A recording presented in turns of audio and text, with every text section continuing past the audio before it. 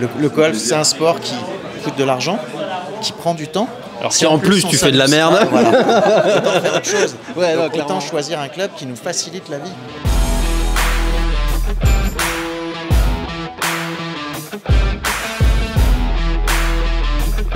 Salut à tous, on se retrouve aujourd'hui au Citadel Golf au Luxembourg pour une petite présentation de Callaway, un peu plus précisément. Et donc ils arrivent pour ce soir présenter tous leurs nouveaux modèles. Donc sur les drivers, les bois, les fers, il y a même les balles et les putters. Et ils vont expliquer un peu comment est-ce qu'il faut intervenir l'intelligence artificielle dans leur fabrication de club.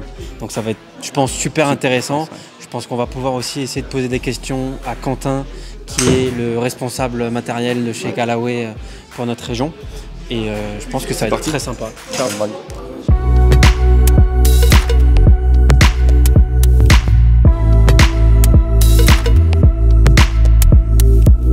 Ok Quentin, est-ce que tu peux déjà, s'il te plaît, te présenter?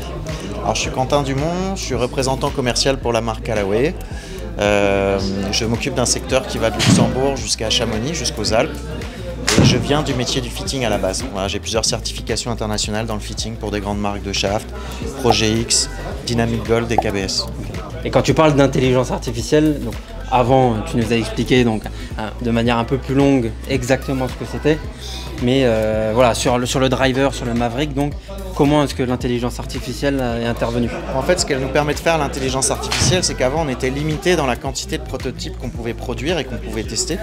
Donc on en produisait à peu près 600 à 700 par an qu'on testait sur 105 points d'impact chacun. Aujourd'hui, avec l'intelligence artificielle, on en produit virtuellement 15 000. Donc c'est plus de 20 fois plus.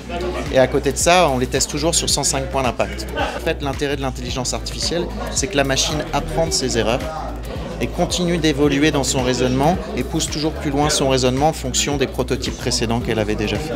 Ok. Qu'est-ce qui va pousser un joueur à choisir un Maverick, un driver? Voilà, le joueur, en fait, c'est un 12, un 15, un 35, un 2 qui peut prendre un Maverick ou... En réalité, la gamme Maverick, elle va aussi bien du joueur débutant, 54 d'index, jusqu'au joueur pro. Il n'y a pas de limite. Brooks Koepka joue un Maverick aujourd'hui Sub-Zero dans son sac. D'accord, pour donner une idée. En fait, ce qui se passe sur Maverick, l'intérêt de jouer Maverick, c'est qu'on a 3 familles de produits bien distinctes. Et en fait, on a une famille de produits pour chaque profil de joueur. À côté de ça, dans la mesure où chaque face de driver est différente en fonction du modèle et du loft, bah, on a une possibilité de fitting qui est absolument extraordinaire parce qu'on a 16 têtes de driver, 16 faces, plusieurs shafts de série dans plusieurs grammages, donc on va forcément trouver le produit le plus adapté au client. Tom, annonce un métrage. 155 mètres. 155 155.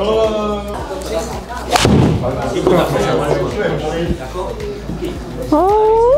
Allez. Allez. Non. Il est pas mal. T'avais dit combien? 155.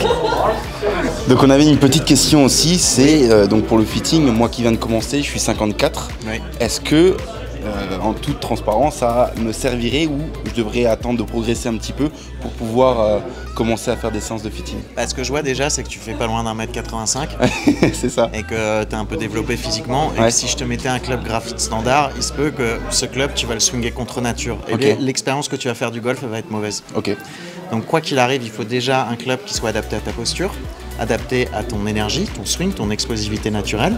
Et après, sur les réglages de lie ou ce genre de choses où ton swing il est peut-être pas encore parfaitement réglé aujourd'hui, on va peut-être pas aller dans des réglages trop extrêmes parce que tu fais peut-être des choses qui sont un peu plus farfelues que tu feras pas après. Donc on va rester sur des réglages plus neutres. Mais en ce qui concerne le flex, le poids de club et la longueur du club, il faut qu'il soit adapté. Directement c'est pareil que ce que je disais tout à l'heure. Sinon tu vas t'acheter t'acheter une chaussure du 52 ou du 38 en pensant que c'est bien pour toi alors que je chausse 43 et donc tu vas marcher sur la pointe des pieds et tu vas pas véritablement jouer. Et je chausse vraiment du 43 en plus. Voilà, c'est un exemple. Mais super, ok, très bien. Scratch huche. Tu as fait pas riche déjà.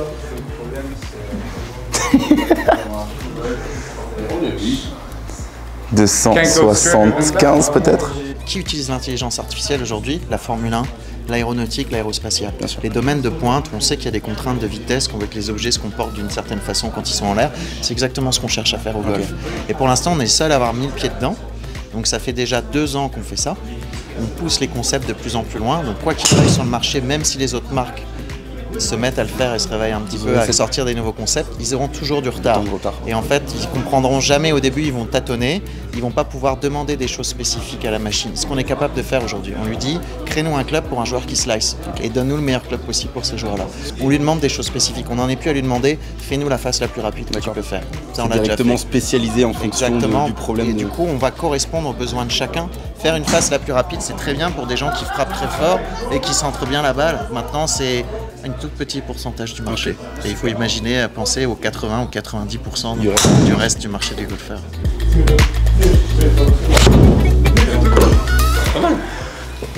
Je commence un peu à avoir un petit peu de régularité, quoi. Un petit peu.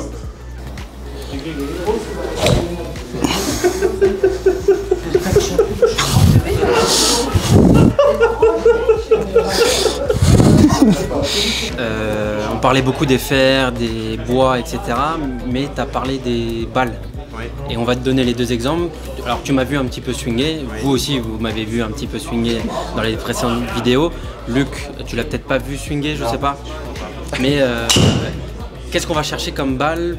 Ce qu'on voit déjà sur le marché, c'est qu'il y a beaucoup de joueurs qui achètent des balles par rapport à ce qu'on voit que les pros jouent sur le tour. Ces joueurs-là, ils ont des besoins bien spécifiques de contrôle de la distance et ils maîtrisent les effets. Donc ils ont besoin d'une balle qui va prendre des effets.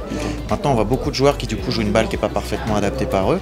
Et par exemple, toi, quand tu es 54 d'index, ce que tu vas chercher au début, c'est avoir une balle qui vole relativement droite. Donc à ce moment-là, il faut peut-être pas aller jouer des balles trop...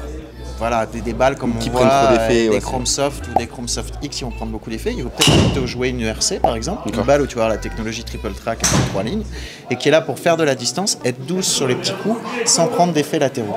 Généralement, le fitting de balle, en fait, pour vous donner une idée, on part du green, du putt et on remonte dans le jeu.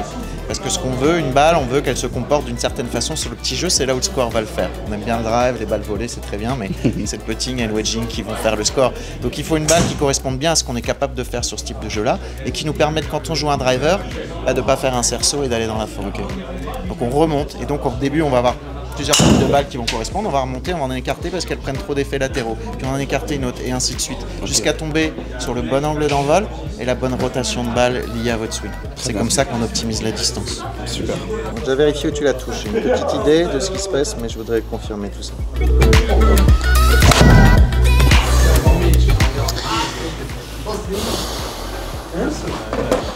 On voit que t'es pas là.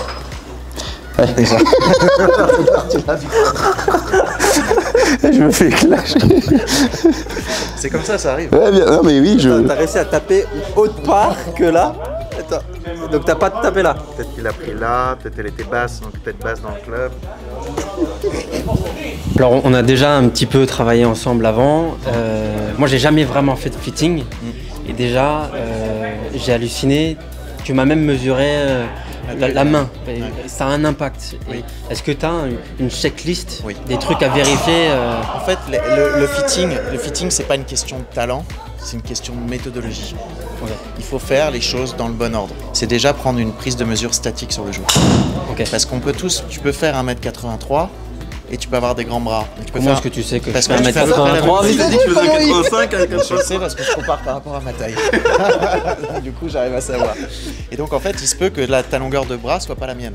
Et que la posture qu'on ait devant la balle soit pas la mienne. Donc on peut faire la même taille en fait et pas avoir besoin de la même longueur de club. Si tu as des bras plus longs ou si tu es plus ou moins penché au-dessus de la balle ou plus ou moins adressé, la longueur de club que je vais devoir trouver ne sera pas la même. Donc ça déjà c'est la première chose. Après ce qu'on cherche, et il n'y a pas grand monde qui cherche ça forcément, c'est trouver la bonne compression de balle. La bonne compression de balle, elle s'obtient quand j'ai le bon poids de club. L'image, c'est que pour qu'une balle donne de l'énergie, qu'elle soit comprimée correctement, qu'elle vole correctement, l'angle d'attaque du fer il doit être compris entre -3,5 et -5 degrés. C'est là où la balle va être comprimée, c'est-à-dire qu'au-delà de ta force, de l'énergie du shaft, la balle va te restituer aussi de l'énergie et de la distance. Si je suis hors de cet intervalle, la balle est soit trop comprimée, ou soit pas suffisamment. Et à ce moment-là, on va obtenir des variations sur les distances et sur les trajectoires qu'on souhaite. Et en fait, ce grammage de club, il est lié à ton vécu, ton expérience, ce que tu as fait dans ta vie. On parlait de gens qui faisaient 1m83, qui ont des bras plus ou moins longs, mais tu as des gens qui font 1m83 qui sont plus ou moins explosifs. J'aime mieux. Je vois surtout, je vois la couleur de tes bras et tout. Tu vois que tu pompes du sang. c'est-à-dire que tu serres trop le club. C'est pas la salle. Je vais te poser une question. Quand tu es à l'adresse ici, qu'est-ce que tu regardes? Qu'est-ce que tu écoutes? Quand je suis à l'adresse, c'est-à-dire quand je suis... Est-ce que tu veux, quand tu es comme ça devant la balle, est-ce que tu veux que le club il soit posé correctement au sol ou est-ce que tu écoutes ta posture? En préparation? Ouais. Je pense que je préfère le club, enfin... Ouais, ne le fais pas ça. Ok. Parce qu'en fait, le club, il va pas revenir sur le même plan et le shaft va se déformer, donc le club va pas se présenter à l'adresse de la même façon. Ce qu'il faut que tu écoutes à l'adresse, c'est ta posture. Ok. Si on est dans du statique, si on sera dans du dynamique, le club va vivre autrement. Et en fait, ce que tu fais, c'est que la surlongueur que je t'ai rajoutée, le club, il devrait poser un peu plus sur le talon. Ok. Tu la compenses en remettant le club à plat ici. Ok. Et ça fait que te donner une posture avec laquelle tu n'es pas à l'aise. D'accord. Écoute ta posture. Et sois bien en termes de position, ne cherche pas à mettre ce club parfaitement à plat Ok. ici. Ok, Qu'il soit ok. square, oui. Qu'il soit sur le talon un petit peu, c'est pas un problème. Ok. D'accord.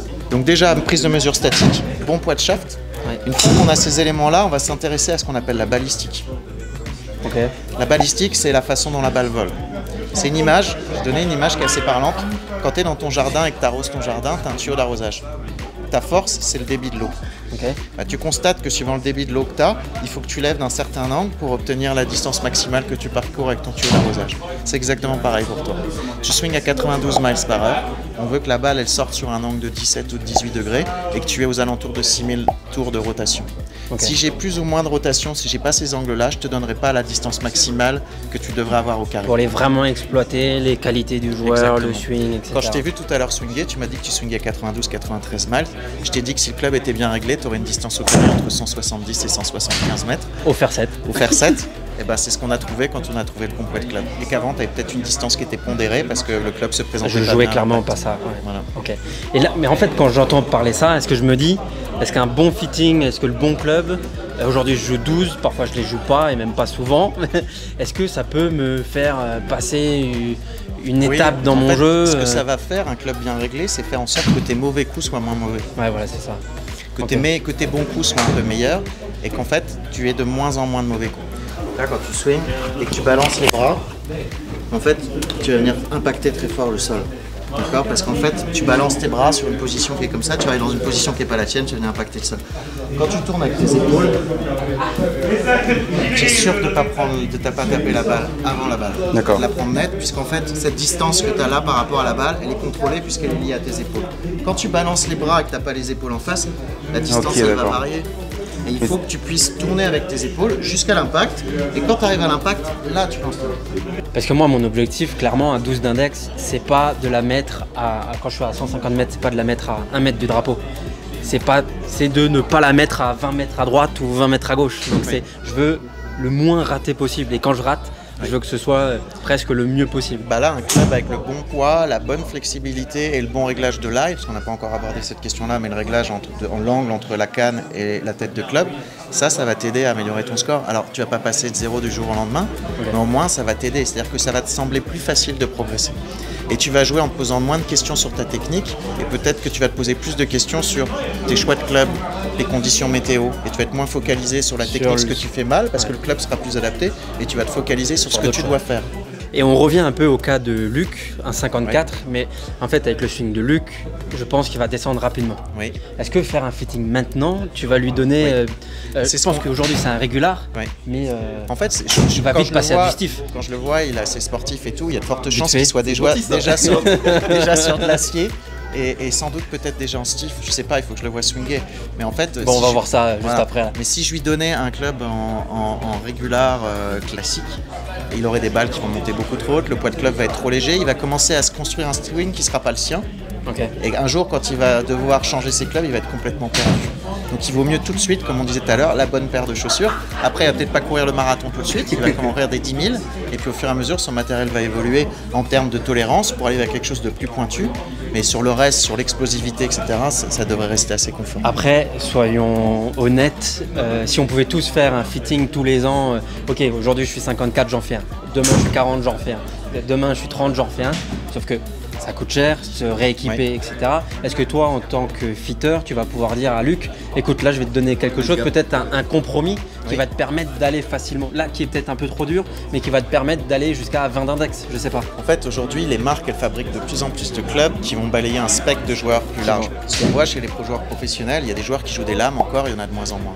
Ouais, voilà. Pourquoi? Parce qu'en fait, quand on joue une lame et qu'on descende la frappe, on va avoir une grande variation de distance. Et ce qui est important pour un joueur professionnel, c'est la maîtrise de la profondeur. Il y a des bunkers devant, il peut y avoir des bunkers derrière ou de l'eau devant. Ce qu'on veut, c'est contrôler la profondeur. Donc, être un peu à gauche ou un peu à droite, c'est pas forcément le problème. Après, eux, des fois, on les voit lâcher les clubs, ils sont 5 mètres à droite. Nous, on est beaucoup plus loin. Donc, un pro préfère avoir la bonne distance et pas la bonne direction que. Voilà, s'il doit faire un choix aujourd'hui, pour la plupart des joueurs, ils vont choisir le contrôle de la profondeur du coup. Ok, donc la distance de leur coup plutôt que la direction. Il y a de moins en moins de joueurs du coup qui vont jouer des lames, ils vont s'orienter vers des clubs qui sont plus des cavités, un peu plus faciles. Le toucher sera peut-être légèrement moins bon. Comme des Mavericks en fait, plutôt que des lames. Les Mavericks, on est sur des clubs qui sont moulés, ils vont plutôt jouer des clubs forgés pour avoir un grand retour d'information sur la qualité de leur contact. Mais en fait, on cherche à jouer des clubs de plus en plus tolérants. Et quand on parle de son cas, on peut très bien trouver un club qui va lui convenir aujourd'hui quand il est 54, jusqu'à ce qu'il soit 20 d'index ou 15 d'index. Et après, on changera de club. Okay. Vous êtes jeune, vous êtes relativement sportif, vous n'avez pas de problème physique, donc il y a de fortes chances que vous arriviez quand même à centrer à peu près la balle et qu'on puisse aller dans des clubs qui soient déjà des familles intermédiaires. Okay. Et l'inclinaison du trait. Là, je sais que tu es en apprentissage. Je sais que la tête, elle est déjà en 2 degrés upright. Et que j'irai pas chercher le degré supplémentaire upright. Parce que j'estime que dans 6 mois, quand tu auras fait le travail de ton côté, ça ne sera pas efficace. Ça va que t'inciter à continuer à faire ce que tu fais et pas forcément progresser, puisque tu veux progresser. Donc on va plutôt garder les 2 degrés upright tels que c'est là et pas rajouter un 3e. Ok. D'accord. Je sais pas tous les combien de temps vous jouez au golf. Moi j'ai l'occasion de jouer au golf, mais pas régulièrement, pas assez régulièrement. Et je veux pas avoir des clubs qui soient trop compliqués à jouer. Je veux avoir des clubs qui me donnent des résultats. Le golf, c'est un sport qui coûte de l'argent, qui prend du temps. Alors si en plus tu fais de la merde, voilà. Autant faire autre chose. Autant choisir un club qui nous facilite la vie. Donc toi, ton conseil, ça va être, si tu hésites entre un truc méga performant et un truc un peu plus tolérant, si t'es pas pro, si tu veux pas aller sur le tour, va prendre plutôt le truc tolérant. Oui, il faut s'imaginer que les pros font des erreurs quand même dans leur jeu, on en voit rarement mais ça arrive, qui font ça 8 heures par jour, qu'ils ont des coachs. Nous, on fait pas ça 8 heures par jour, souvent on prend pas assez de cours, et c'est pas notre métier et on veut jouer les mêmes clubs qu'eux. Et ben exemple, moi j'hésite entre les Apex et les Apex Pro, donc 2 gammes. Donc je devrais en fait directement aller vers les Apex, parce que les Apex Pro, qu'est-ce que je vais gagner en plus d'aller chercher le modèle supérieur? En fait, ce que ça va te permettre de faire, et c'était là mon conseil, c'est de jouer un combo, d'aller jouer à une Apex tolérante sur les longs clubs, c'est que tu vas pouvoir jouer tes longs clubs sans te poser de questions. Ces clubs, c'est souvent des clubs qui sont un peu compliqués à jouer dans le sac. Si déjà la balle se lève, va loin et en ligne droite, c'est déjà une bonne partie de ce qu'on leur souhaite. Après, ce qu'on cherche sur des clubs plus ouverts, comme des fer 8, des fer 9, des pitching wedge, des gap wedge, c'est le contrôle de la direction. C'est avoir une certaine sensation, à l'impact aussi, et que le club puisse se présenter dans des profils d'herbe qui sont différents. Et le fait d'avoir une semelle qui sera un peu plus fine, ce genre de choses, elle va mieux passer dans de l'herbe qui sera un peu plus grande. Elle va accepter aussi de se présenter sous des angles qui sont différents, puisque cette semelle est plus fine et qu'elle n'a pas envie de revenir tout le temps d'une certaine façon. Donc l'intérêt, c'est que tu vas pouvoir mettre un peu d'effet, faire des balles hautes, faire des balles basses. C'est ça l'intérêt de jouer une Apex Pro sur ces petits clubs-là. Et généralement, les fer 8, les fer 9, les pitching wedge, les gap wedge sont des clubs qu'on va frapper avec une certaine mesure, parce que le but c'est d'avoir de la précision. Donc avoir un club de la même façon qu'un fer 4. Un fer 4, ce qu'on voit, c'est que les profils masculins ont toujours envie de frapper plus fort ces clubs-là. Et quand on les frappe plus fort, on devient moins précis, alors qu'un fer 8, un fer 9, on cherche de la précision. Donc on l'aura sur une Apex Pro, puisque tu vas frapper pas tout à fait avec la même intensité. Ok, donc merci beaucoup Quentin. Je pense que vous êtes pour moi. Merci, j'ai appris beaucoup et je pense que j'ai beaucoup encore à apprendre, mais là je me dis qu'en fait c'est super précis. Moi qui n'avais absolument rien de précis dans ce sport, je pensais juste que il y a plusieurs clubs et puis on joue avec ça. Là je me rends compte des différences techniques très précises qu'il y a et tu me l'as super bien expliqué et merci beaucoup. Je t'en prie. J'espère que tu joueras. Normalement tu devrais beaucoup mieux jouer au golf avec ça. J'espère. Beaucoup plus adapté pour ton C'est le but. Merci beaucoup Quentin. Merci à vous. Merci, ciao. Merci, à une prochaine. Ok, et moi pour la petite anecdote, avant cette soirée à Callaway, j'étais parti pour prendre en fait une autre marque, mais le petit combo Apex Pro, il vend du rêve. Et donc je vais réfléchir à tout ça, mais on fera d'autres vidéos là-dessus. On en profite pour dire merci à Citabel Golf qui a très bien accueilli en fait l'événement. On est toujours très bien accueillis ici et donc on s'entraîne en simulateur à chaque fois. Donc n'hésitez pas à faire un tour, ils sont super sympas, les simus sont top. Il y a Hugo qui est là et qui fait du super boulot pour vous renseigner sur vos différents entraînements à faire et franchement c'est super top. Et merci Kevin aussi de nous avoir accueillis. Et invité là ce soir. Et encore une fois merci à Callaway et voilà, on se retrouve du coup dans une prochaine vidéo.